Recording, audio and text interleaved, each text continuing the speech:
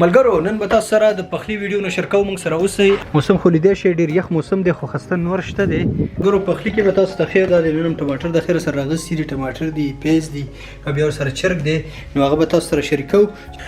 زه ورته خپل د پخلی باره کې ویم. پخلی کې ډېر ښه نه یم خو مهنت کوم. اوس ورو ورو پکې هغه ډیولپمنټ شوی دی، نو نن به پخو. خیر پخو خو به چرګ خو اچوو پکې دا ټماټر او مرچکې او لیمبو او دغه پیاز او دغه اوږه او د زیره او بیا ورسره دا نور وچ پیاز دي.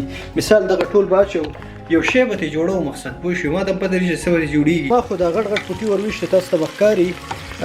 ستاسو خپله چرګ څنګه خوښېږي؟ آیا تاسو یې کټ کوئ واړه واړه پوټي ته جوړوئ او که نه داسې غټ زما غوندې غټ غټ دغه ورولئ؟ هغه د پخلی تیار شو، تاسو یې لیدای شئ.